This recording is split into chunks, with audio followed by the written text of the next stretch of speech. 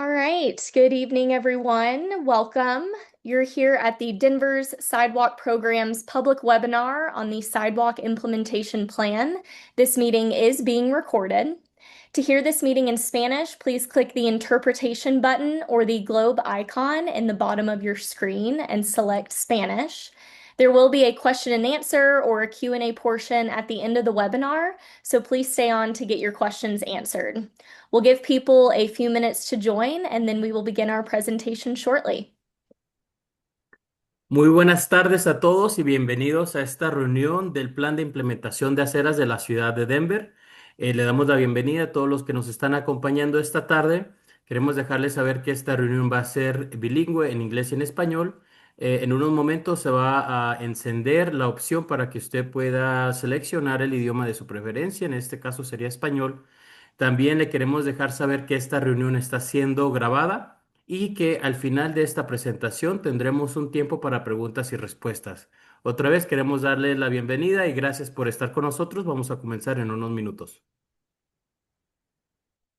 All right, thanks everyone again for joining. I'm just going to repeat that intro again for everyone since we're having folks join by the minute. We appreciate you being here. Good evening. Welcome to Denver's Sidewalk Program's public webinar on the Sidewalk Implementation Plan. This meeting is being recorded. To hear this meeting in Spanish, please click the interpretation button or the globe icon in the bottom of your screen and select Spanish. There will be a question and answer or a Q&A portion at the end of the webinar, so please stay on to get your questions answered. We'll give people a few more minutes to join and we will begin our presentation shortly. Otra vez queremos darle la bienvenida a todos. Muchas gracias por estar con nosotros esta tarde en esta reunión del Plan de Implementación de Aceras de la ciudad de Denver. Esta reunión va a ser bilingüe en inglés y en español. En unos minutos vamos a encender la opción para que usted pueda escuchar esta reunión en español. Cuando vea esa opción va a haber un globo que va a aparecer en su pantalla, o también puede hacerle clic en los tres puntos horizontales de sus controles. Seleccione el lenguaje de su preferencia, en este caso español, para escuchar esta reunión en su idioma. También esta reunión está siendo grabada y al final de la presentación vamos a tener un tiempo para preguntas y respuestas. All right, and with that, we can go ahead and start the interpretation and go ahead with the presentation. Thank you again, everyone, for joining.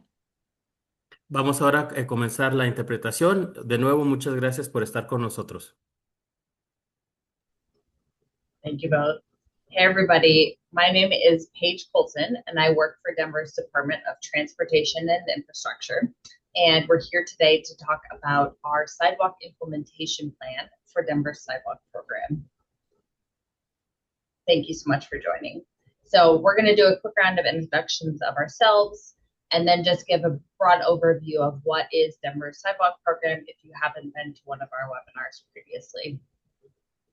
Then we're getting into the meat of this webinar. So sidewalk implementation plan, what is it? What outreach have we done to date?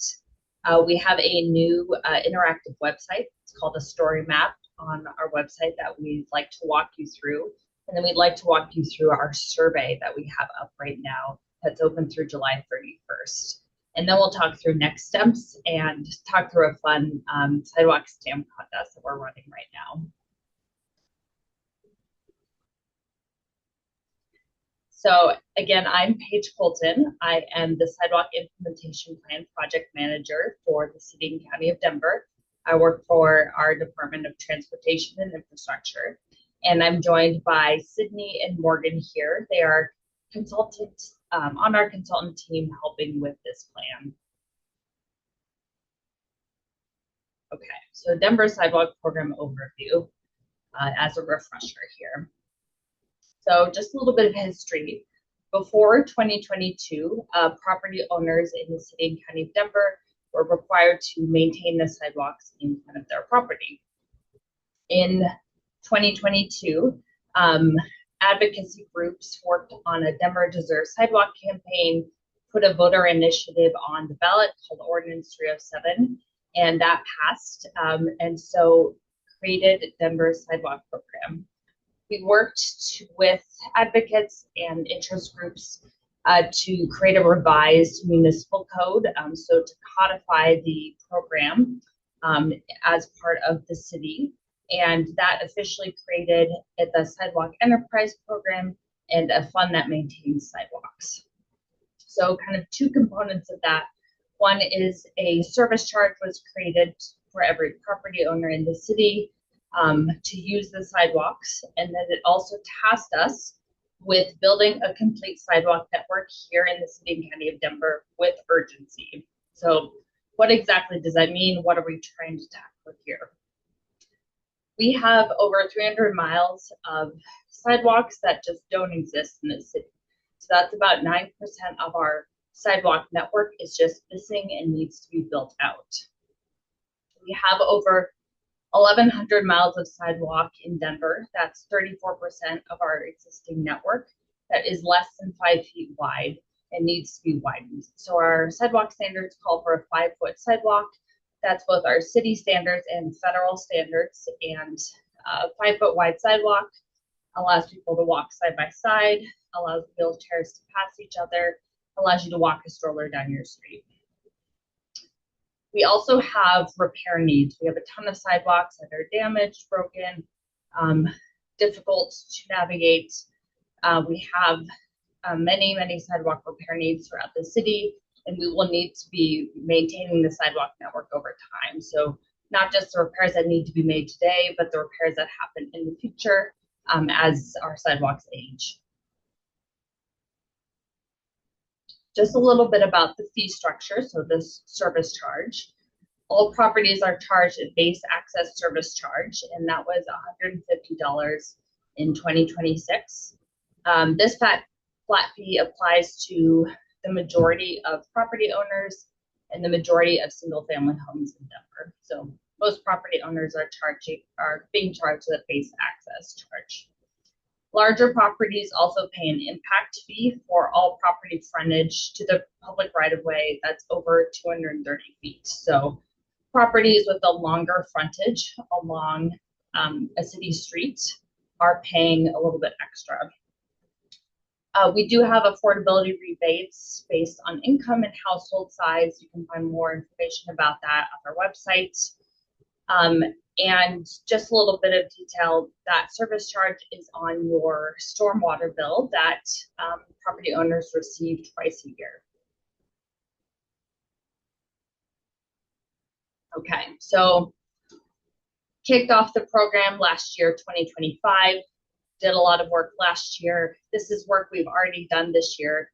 We're really excited about it. We have new sidewalks that have gone in across the city. We've also worked on repairing sidewalks in a couple different neighborhoods also. Sidewalk work ahead. We have more new sidewalks coming to a bunch of different neighborhoods throughout Denver. We are also working on we're calling a field fit pilot, and we are working to design projects that we can move pretty quickly from design into construction, where impacts are minimal. We think they're pretty easy projects. We're working through what that process looks like and how we can speed up our delivery of sidewalks. We also have more repairs coming throughout the city. We are starting those in Clayton, Hampton, Regis, and Sunnyside neighborhoods. So more repairs coming. Those are coming both through our spot repair program, which is making neighborhood-wide improvements. And then we also, as a city, go out and improve ADA curb ramps. So the ramp that goes from the sidewalk to the street.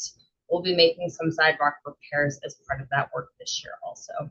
You can learn more about all of this work at our website, denvergov.org/sidewalks. And we'll repeat that throughout, but that's really your main source of information about the program. Okay, so getting into the sidewalk implementation plan. So this year we're working on a plan, which is both a requirement in the ordinance and just really important for us to understand where, when, and how the program will reach its goal of completing and maintaining Denver's sidewalk network. So we need to have a plan to figure out where we're going next. So the plan will create a prioritization framework for delivering sidewalks in a way that meets all of our transportation goals, and then establish a long-term roadmap for a successful program.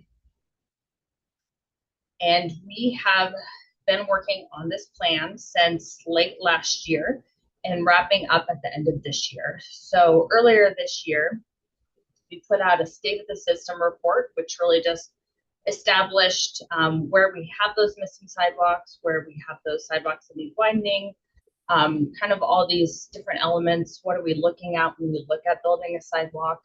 That's up online if you want to take a look at it.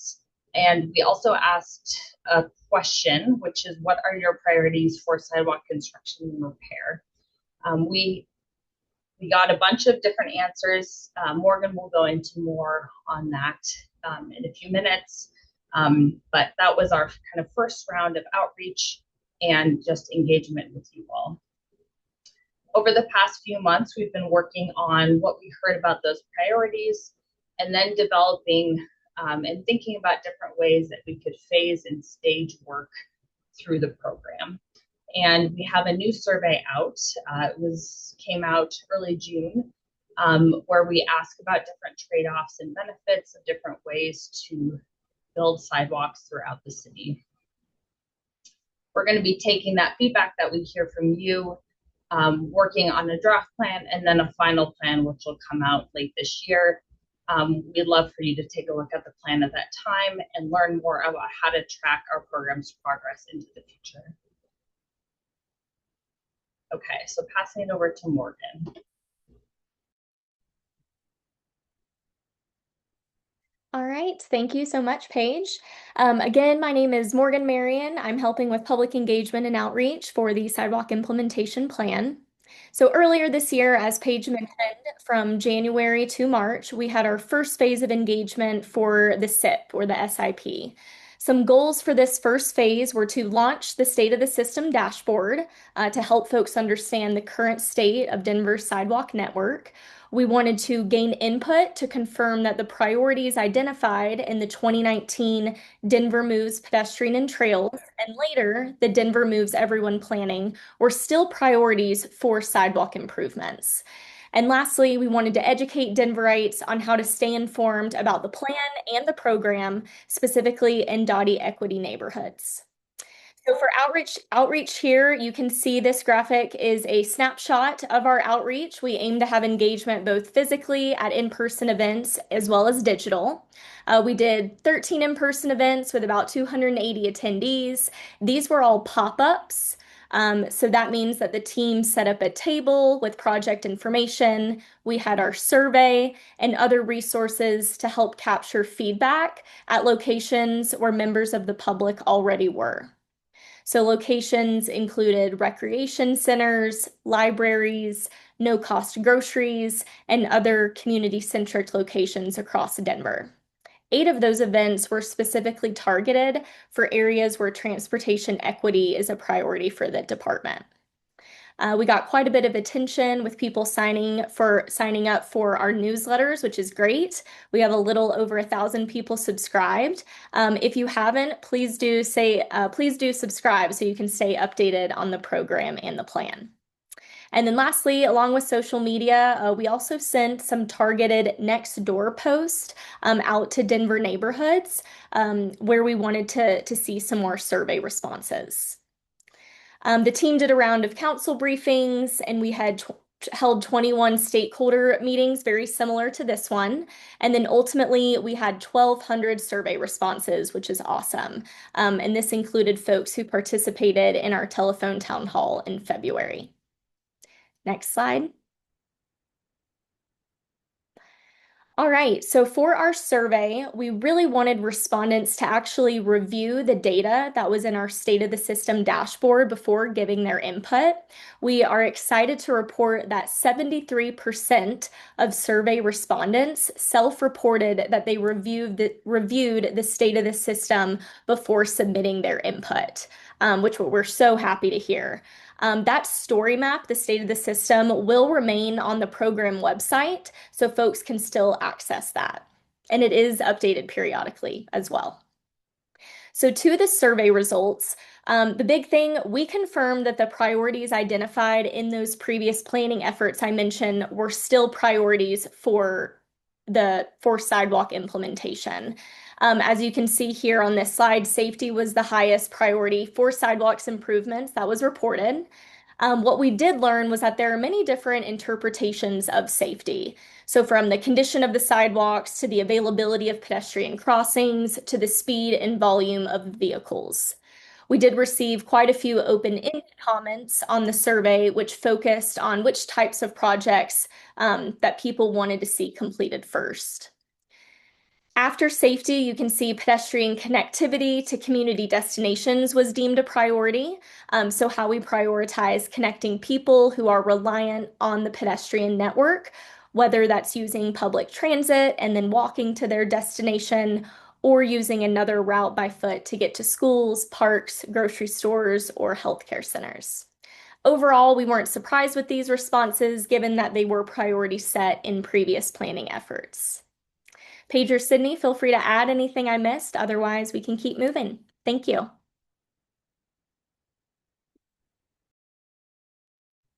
Thanks, Morgan. I am going to walk us through that online report we have right now that Paige mentioned earlier, and feel free to follow along if you'd like. It's bit.ly/charting the path forward.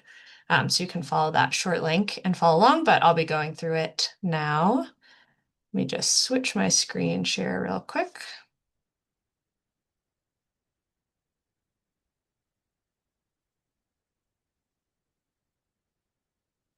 Okay. So I'll walk through this at a high level, really encourage folks to dive in after this and take a closer look at everything. And then also we'll be happy to answer questions about this report at the end.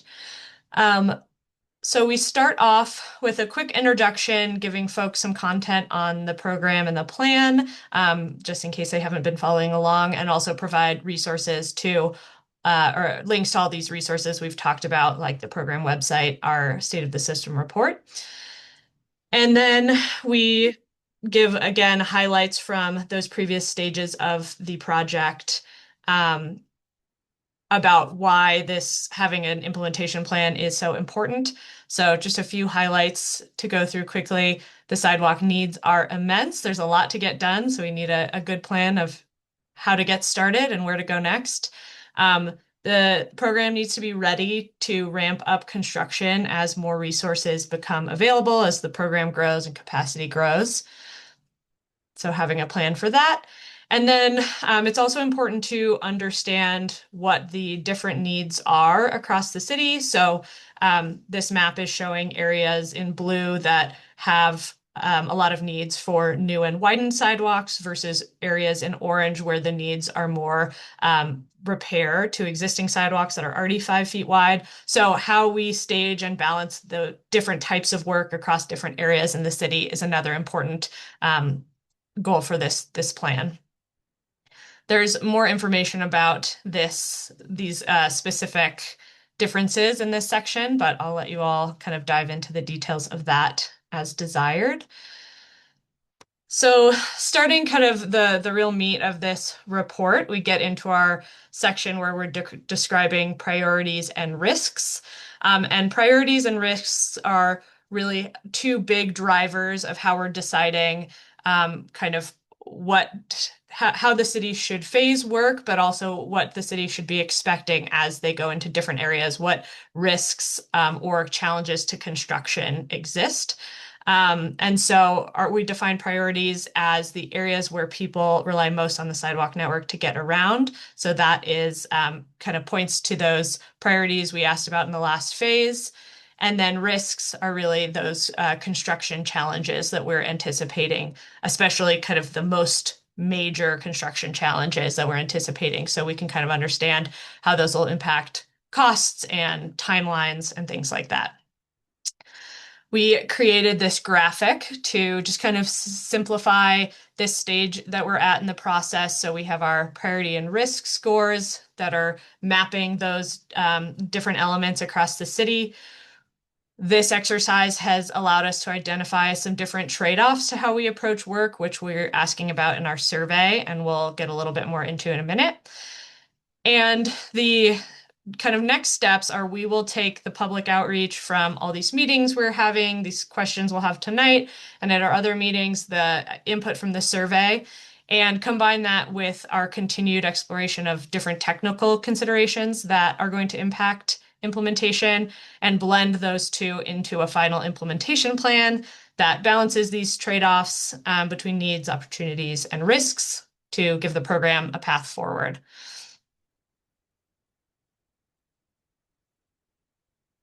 So real quick reminder of what those priorities are. So these are safety, transit access, community destinations, which we've defined as schools, parks, grocery stores, and healthcare facilities, equity as defined by the Department of Transportation and Infrastructure's Equity Index, and also we looked at potential pedestrian demand.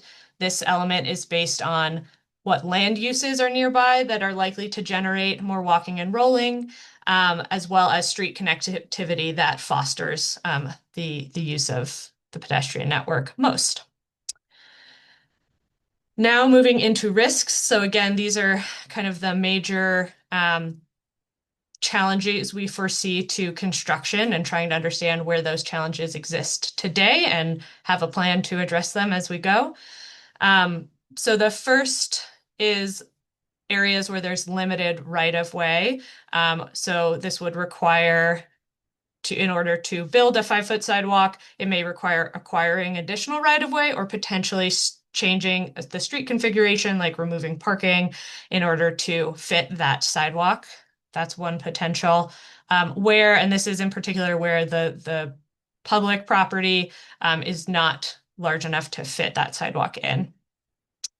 Another big risk is tree conflicts. We understand that sidewalks and trees take up the same space in a lot of places. And we understand that Denver's urban tree canopy is a very important resource for a lot of different reasons. And so it'll be important for us to understand where sidewalks and trees are most likely to kind of be in conflict and identify ways to mitigate those conflicts and minimize impacts as much as possible. Our third risk here is utility conflicts. So where is it likely that utility infrastructure like transmission poles, which are shown in this example, are in the same space that a new or widened sidewalk needs to go? This obviously has impacts to cost and timeline because moving and coordinating with utility companies to address those conflicts will take time and money to resolve. And then the fourth risk here is areas where there's missing stormwater infrastructure. So some places in the city that need new or widened sidewalks may not have current stormwater infrastructure, which includes curbs and gutters, inlets, underground pipes to move the water. And so depending on the context, it may be that in order to build out the sidewalk network in these areas, you also need to come in and build the stormwater infrastructure to be able to move that water. And so again, this has implications to overall cost and timeline. So these are the kind of big construction risks that we're considering and mapping across the city. But we also wanted to mention just that there's a lot of other conflicts and considerations that need to be made in implementation of the sidewalk program. So Denver has defined standards for things like sidewalk width and amenity zones for newly constructed streets. So where you're starting with a blank slate, there's standards for how wide all of these elements need to be. However, these standards may be difficult to achieve on existing streets that are being retrofit. And so as the program goes along, they'll be determining kind of the best way to get as close as possible to these standards, but acknowledging the realities and constraints and conflicts that are going to arise on existing streets today. For example, the standards have a 5-foot sidewalk with an 8-foot amenity zone, and on some local streets, it may be that on these streets, an attached sidewalk is really what can fit with all the existing kind of conflicts and constraints that exist. So that's one example. In addition, the city is looking at opportunities to narrow streets in order to fit new and widened sidewalks. So actually building not behind the curb, but into the street, where there's ample space, where the street is wide enough to do this. So this strategy has its own challenges, which we're understanding now and kind of looking more into, but it could be an opportunity where feasible to minimize some of the impacts to trees and other impacts that come with kind of building behind the back of the curb. So with those risks and priorities, we created two build-out scenarios, approaches to really just accentuate and highlight some of these trade-offs. So our first approach we illustrated is we called the fast-paced delivery. And so this is really looking at building in areas first that have the lowest likely construction challenges, so the lowest risks, in order to build as quickly as possible. Our second approach is building in the high priority areas first, so where people walk and roll most and rely on the sidewalk network the most first. Trade-offs being that things may move slower in early phases of the program than if we went with a fast-paced delivery. So the intention with these approaches is not that the final implementation plan will be just one of these, but rather creating these approaches was to kind of illustrate the tension between these trade-offs to make it easier for folks to kind of understand and give feedback on what their priorities are. So for this section, we have a video that kind of illustrates over time how these different approaches kind of would build out over time. So we have on the left the fast-paced delivery, building the least complex projects first, and then on the high priority, building in the areas that people walk the most first. I think something else I'll point out with this is that our arterial streets, so our largest, busiest streets, are going to be some of the most complicated projects the sidewalk program undertakes. So in the high priority approach, these would come earlier in the program versus the fast-paced delivery. They may come later as they are more complex and will require a lot more time and design and coordination in order to complete. So as I mentioned before, as we collect input on the different benefits and trade-offs, which Paige will speak to in a second, and we're continuing to explore a lot of these different technical considerations, we will be blending those two elements together to deliver the final implementation plan at the end of this year. And just to point it out, you can get to the survey from a myriad of links, including direct links on the program and project website. But if you end up in this report, it's also linked here at the end. So I will flip back to our presentation there and I think hand it back to Paige.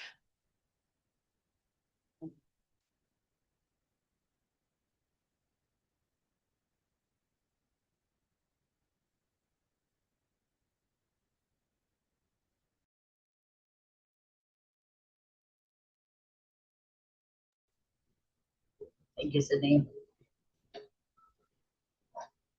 Okay. So just wanted to walk through our survey that we would love for you all to take, and please share with your friends, neighbors, family. We really want to hear from as many people as possible. So as you know, Sydney mentioned, there are different approaches and different ways to think about how we build out sidewalk improvements throughout the city. And we looked at the priorities, construction risks, improvement needs, and kind of identified these main tensions, benefits, costs to different ways of building out. And I will walk through each of those. So the three, yeah, okay, I'll get it. You can, yeah, thanks. Okay, so the first kind of approach and trade-off that we'd like your feedback on is, do we focus on new and widened sidewalks first, or do we focus on sidewalks needing repairs first? So if we focus on those areas that have a lot of new and widened sidewalk needs, we're able to get to those ones first, but areas with mostly repair needs would be improved later. Versus we could focus on those areas with mostly repair needs first, but it means a slower pace of construction in those areas that are missing sidewalks altogether or sidewalks need widening. Our second big question is, do we prioritize a fast pace of delivery or a high priority way of delivery? So fast-paced delivery means we try to build the least complex projects first and are able to build faster and more miles every year. All kind of the downside of that, of course, is improvements where people walk the most. So those high priority areas may come later. Versus we could focus on those areas that are highest priority, that you have all told us are highest priority, but it means a slower pace of construction. Often projects are more complex, and just a trade-off here. Third trade-off we're asking about is, do we focus on arterial streets, so those streets that are most stressful for pedestrians? Those are our Colorado Boulevard, our Spear, our Federal. Do we focus on those bigger streets first? Alternatively, that means improvements to local streets within neighborhoods come later. Or do we build first on local and collector streets? Collector streets are kind of those middle streets, not as busy as arterials, but busier than a smaller local neighborhood street. So do we build on those first? That means improvements on those arterial streets, on the streets that are most stressful, will come later. Those projects on arterial streets are the most complex, so will take a lot of time and resources in order to build out. Okay, so that's our survey, details on our survey, and I just wanted to talk through what's next for the program and what our ask is of you, and then I'll give you info on our STAMP contests. So our ask of you, please take our survey by July 31st. You can find that at bit.ly/SIP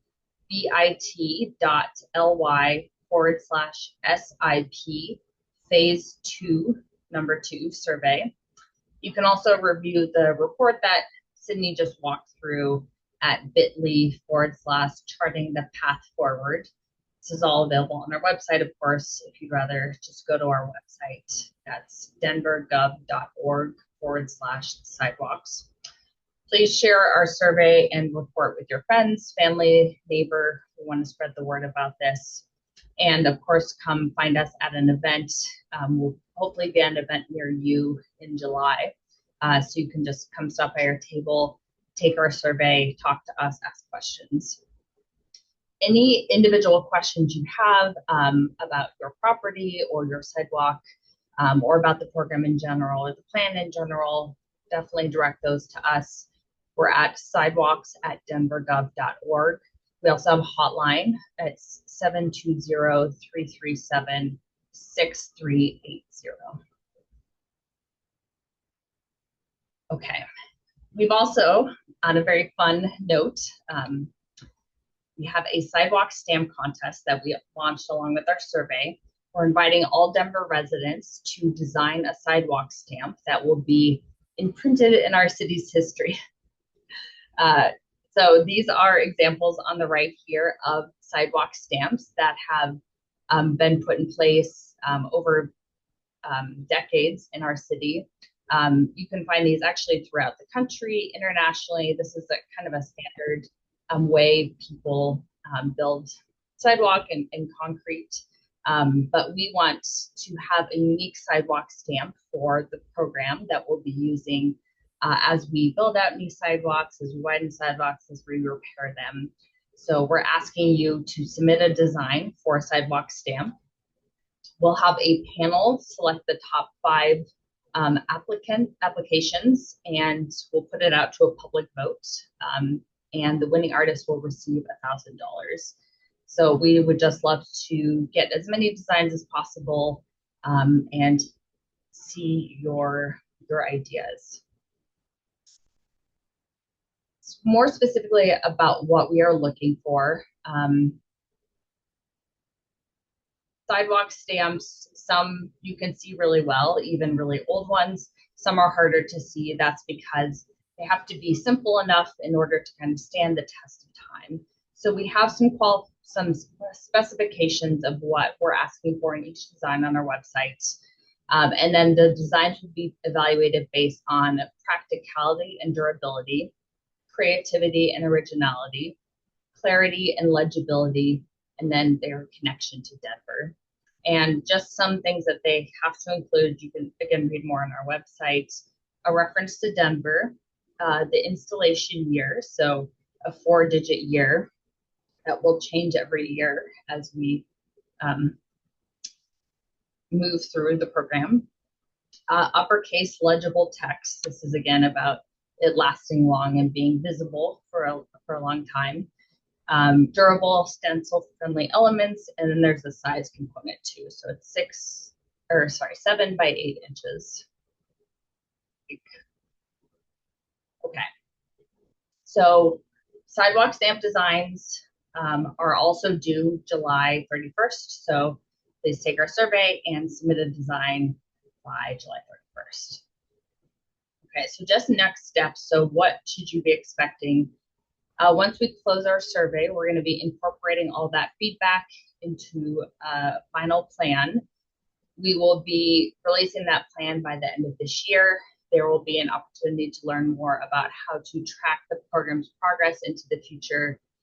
And I think just in terms of when we're coming to your neighborhood to make repairs or build sidewalks or widen sidewalks, none of this we hope will be a surprise. We're building a very robust outreach process, so you will receive notification at the very least by a flyer at your door. We'll also be notifying neighborhoods. So, you know, when construction comes to you, you will know about it. We really want to make sure everyone is engaged and aware. And then, of course, you can always look on our website to see kind of what's next across the city. Okay. I think that is the end of our planned content. So we are able to take questions now. Maybe Morgan's going to jump in and give instructions here. Yes, absolutely. So we've already received quite a few questions. Thank you so much for everyone who's dropped them into the Q&A. Real quick housekeeping. So yes, the button with the Q&A and the question mark in the bottom of your screen is the way that you can submit questions. So please click that, type in your question, and then the project team will answer those live here on the call. I know we have about 20 minutes left in the webinar, so if we do not get to your question, we will be posting a recording of the webinar on our webpage, so be on the lookout for that. And then we will also share a summary of the notes with the questions and answers to all of our attendees here tonight. So thank you so much. And in addition to the Q&A, we did receive a couple other housekeeping questions. So I am going to we had a few questions about how folks can sign up for our newsletter. So I did just drop that link in the chat here. And then with that, we will go ahead and get going. All right. So going through these questions, I will say, Paige, we have a lot that talk about city standards for sidewalks, as well as the amenity zone, how much footage is required for sidewalks. So do you think you could talk a little bit about the city standards related to that amenity zone and the width of sidewalks? Yes, that's a great question. Sorry, I had to close my blinds. I was blinded by the sun. So yeah, so we have transportation standards that we follow here at Dottie, and we'll send out a link to those if you're super curious and want to get down in the weeds on that. I'm happy to send that out. But overall, as Sydney mentioned, our our standards have a lot of different width requirements for different types of streets. It's kind of complicated, but for local neighborhood streets, there are kind of two different standards in there. There is a 5-foot sidewalk with an 8-foot amenity zone. So that means there's a buffer between the curb and the sidewalk. And there's also what we call an attached sidewalk. That's a 5-foot sidewalk directly next to the curb. So we have a couple different standards in there. In new situations, as Cindy mentioned, we try to do that 8-foot amenity zone and then 5-foot sidewalk. As she also mentioned, many different constraints, many different possible impacts. So we're trying to balance all the different impacts, minimize impacts as much as possible. So we can use either of those standards for local streets. And then, as Sydney mentioned, we're looking into ways in which we can widen into the street possibly instead of beyond the curb. So that's also something we're looking into and maybe feasible. But happy to send that out. And if you have more questions, you could definitely email us about that. Perfect. Yep, we can include those in our follow-up summary that we send out. Thank you, Paige. All right, our next question here is from Libby. She noted, why add pavement when it increases the heat island effect? Couldn't you use existing pavement in the street and create a barrier to protect pedestrians? Paige, could you speak a little bit to this? Yeah, that's a great question, Libby. And actually, there are cities across the country who work on this. We call them kind of low-cost sidewalks. They're not ideal, is the bottom line.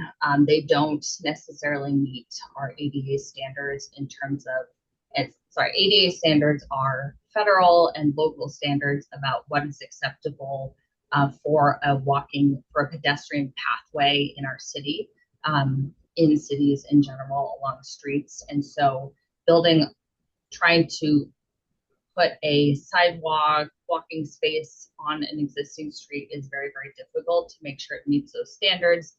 There are slope standards, both we call crossways and also like blanking on the term for that. There are slope standards, there are quality of pavement standards. It's kind of complicated, but at the end of the day, our streets are very hard to retrofit in that way. And concrete sidewalks, pedestrian zones are the way to go. That is a great question and something, if we didn't have this money, we'd be looking into that more. But since we do, we want to build a good network for people walking and rolling. Thanks, Paige. And that relates to a few other questions I've been seeing here about how we're going to, when talking about widening sidewalks, how we will ensure walkways, crosswalks are sloped and wheelchair accessible. You spoke to that a little bit there, but anything else you want to elaborate on from the accessibility perspective when we're building out the network? Yeah, it's a great question. And, there's more to our pedestrian network than just the sidewalks themselves. There's how do you get down to the street? How do you cross alleyways?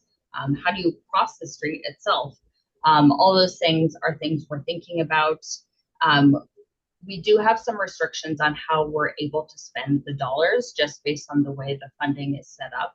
But we will be partnering with others to make sure we're building that complete pedestrian network as much as possible as a program.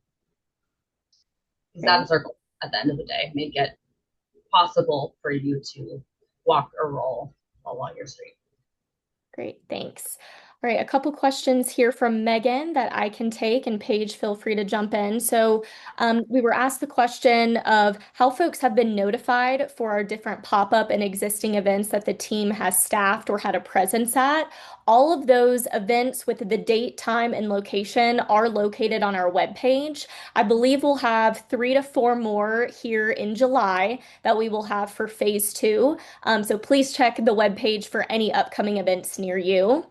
And then another question was what neighborhoods were targeted via next door in phase one. So we primarily wanted to send those notifications out to neighborhoods that we weren't seeing as many survey responses that we wanted to see. One that comes to mind off the bat is Montbello, but what I'll do is I'll follow up in our survey or in our summary notes with those specific neighborhoods. But one thing that we pivoted in our phase two outreach was we have aimed to send out those notifications across Denver neighborhoods, across the city, from the beginning of our second phase of outreach. All right, moving on to a few others. Um, could you speak a little bit, Paige, to how we are approaching Flagstone as part of the implementation plan? Yeah, it's a great question. So we've taken a look at it. About 2% of Denver's current sidewalk network is made of flagstone.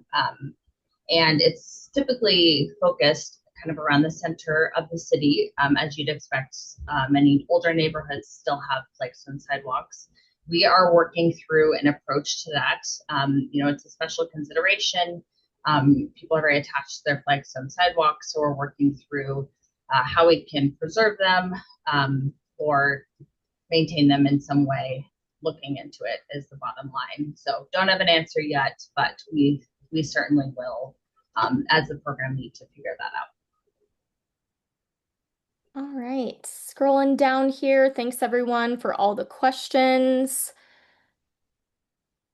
All right, could you talk a little bit about, Paige, if we have any information on how the city will be going about like property surveys or right of way as we get into building out the network?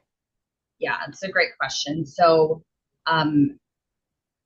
we've been using the term public right of way, I think, a lot. And just to kind of clarify what that is, typically the streets for the most part are public right of way. And then there's a certain distance between the curb and kind of the private property lines that is also in the public right of way. So it's typically not just the street, typically includes also the sidewalk if there is one, and maybe a little bit of extra space. It really depends around the city. It is extremely variable depending on when the area was built out, and a bunch of different things. So that is what I say when I say the public right of way. When we are doing design work, when building new sidewalks or widening sidewalks, and there is a question about where the right of way line is, we will do a survey, which means it's kind of technical. We have to hire somebody to do this survey to find out exactly where the property line lies, so we are not impacting private property. If we do have to impact private property, there'll be a whole process to that. I won't go into the details. It's kind of complicated, but there will be a whole process. The property owner will not be surprised by anything. We will notify them and work with them. So that's how that works. If we're confident that the right-of-way line is far enough back, we may not do a detailed survey, but you are certainly welcome to check your property lines. If you're curious, you can look at the deed to your property or contact our assessor's office to do so if you have questions. Great, thank you, Paige. We'll give you a break here. This next question, this will include you, Sydney. So questions as we were talking through the different scenarios that are included in our survey. We had a question that mentioned, why can't these scenarios be worked on in parallel or simultaneously? What's the limitation or the constraints forcing one approach over the other? So Sydney, could you talk a little bit how we came up with those scenarios and how you are looking into all of those, and how y'all are looking into those? Yes, absolutely. And this is a great question. So the intention is not that those things can only happen exclusive of each other. The most likely the final plan will blend different priorities. So, arterials and local streets, blending new and widened sidewalks and repair.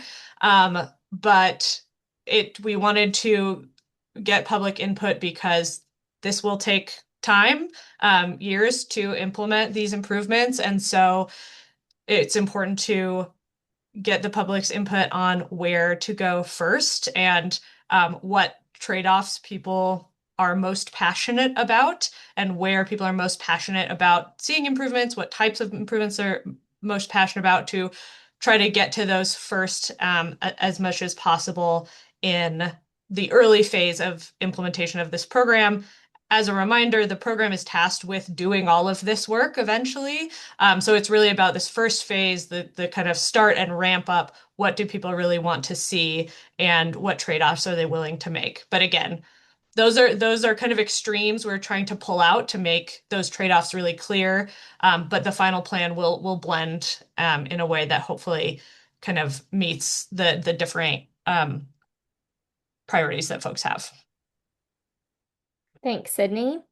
I've seen a few questions here related to adjacent projects across the city. So Colorado Boulevard, Bus Rapid Transit, Federal Boulevard, Bus Rapid Transit. So could you speak a little bit, Paige, about how the city is coordinating with other agencies and how we're considering those other projects where sidewalk improvements may be a part of that project? Definitely.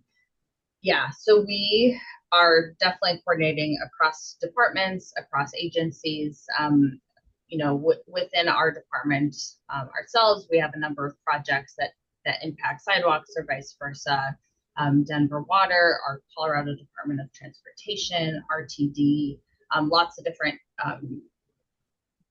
Excel Energy, lots of different partners who work in the same space and may have projects that may overlap with ours. So we are working on actually our Department of Finance is working on a citywide policy regarding the type of funds that we have, which are called enterprise funds, that will establish better consistency across our existing funds as a city. And the policy is still under development, but essentially will provide direction as to how and when sidewalk funds can be used for other projects that have sidewalk components but aren't identified by the program itself. So in short, that was very wonky. We're working on a policy to help us better make decisions about how exactly we coordinate with other projects and other programs. At a very high level, we want to try to minimize construction impacts and to deliver the best things for the neighborhoods and for the city as possible. So even if funding isn't exchanged necessarily, we definitely want to be coordinating to make sure we're building the best that we can. And the great example is when I talked about having crosswalks to cross the street as part of the pedestrian network. We want to coordinate with the group that works on pedestrian crossings so that as we're installing new sidewalks, those improvements also make it in. Thanks, Paige. We have a few comments on the same topic related to property specific considerations, or we're working with a lot of different properties with trees, with existing sidewalks, with no sidewalks. Could you talk a little bit, Paige, about the city's approach to informing property owners on how we're addressing these different types of site specific considerations? Sorry. Yeah, definitely. So we definitely want to make sure everyone's aware when sidewalk repairs or new construction or widening is coming into their neighborhood. Right now, our policy is we have a couple different notifications that go to specific property owners. We also want to kind of build out robustly what our outreach looks like, making sure city council is informed and can get the information out, make sure neighborhood RNOs are informed. And do you have more to that question, Morgan, or an example of, or did I answer it there? Let me find that one again. It was mainly just how the process for communicating with various property owners with trees or landscaping or other various things they might have specifically on their property. Got it. Yeah. So we have notifications that go out to individual property owners, either a door hanger or a mailer, and we do that multiple times. And if there are specific impacts we want to make sure you are aware of, we'll follow up and make sure we've talked to you about it. Thanks, Paige. We also have a few different questions related to trees. So a few of those are just how are we coordinating on our current tree canopy to protect those trees? How are we fixing sidewalks with tree root issues? So Paige, could we speak a little bit to our coordination with the city forester, as well as when we are having some tree root issues, how folks can submit those spot repairs? Yes, definitely. Yeah. So as Sydney mentioned, protecting our urban tree canopy is a really important consideration. And we know that trees often exist in the same space where we might have had a sidewalk. So how can we work on avoiding those impacts as much as possible? How can we come up with designs that or ways of kind of ramping over tree roots to not impact them? So these are all issues we're exploring with our Office of the City Forester to make sure we're minimizing impacts to trees as much as possible. So site specific, we're definitely talking to City Forester, especially as we go out and make repairs currently. And then we're just working on these broader procedures, policies, ways of doing things to help make sure we can minimize impact on trees as much as possible. And then, of course, we also want to minimize impacts on landscaping, utilities, drainage, kind of everything. We don't want this to be a huge wrecking ball through neighborhoods. We're trying to do our due diligence to be creative about how we build these sidewalks and how we improve these sidewalks. Thank you, Paige. I guess I'll mention for repairs,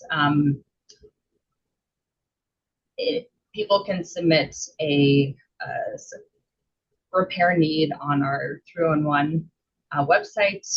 If the sidewalk has been damaged by a tree root, it's going to require special consideration. Again, we're working with the city forester on that, but it is something we're working on. Great. Thank you, Paige. All right, we do have a couple minutes left, so we'll probably have time for one or two more questions. As a reminder, if we didn't get to your question on this call, which I know we have a lot of ones that are unanswered, we will compile all those questions and responses and send those out in a summary to all of the attendees. And then we will also have a recording of this webinar posted on our webpage. So a couple more questions here. This question here is from Kinsey. So I'll pass this one to you, Paige, but is there anything else volunteers and members of the community can do to help raise awareness, gather data, help with events, or further support the initiative of the program? Yeah, great question. Thank you. Thank you for your offer. I would just say for now, please spread the word about the survey. We really want to hear from as many people as possible. We want the plan to be co-created with you all, with Denverites. I think longer term, as we start ramping up how much work we do, let's talk then. It's a great question. Great. All right. And that brings us to 7. Any other last comments from Paige or for you, Sydney, for the group that we still have on the call?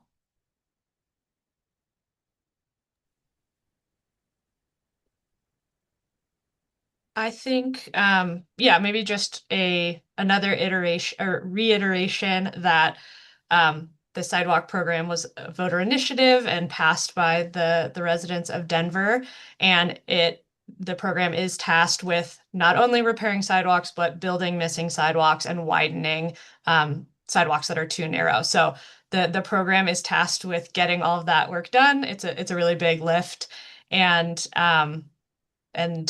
yeah, so we're just excited to continue to hear from you all and work on finding the best way forward to get that work done and create a complete sidewalk network that allows people to move around the city safely and comfortably.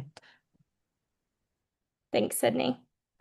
All right, we're having the last few comments here on some of the links and the sidewalk email and a few of those other call to action bullets that we had on one of our slides. Maybe, Paige, we could go ahead and send a follow-up that has some of that information out there to folks to get those links and immediate information out to this group of attendees, and then we can follow up once we have all of our questions and answers compiled. Sounds great. Okay. All right. Well, thank you so much, everyone, for joining. We hope you have a good rest of your evening, and we will be in touch. Thank you, everybody. Have a good night.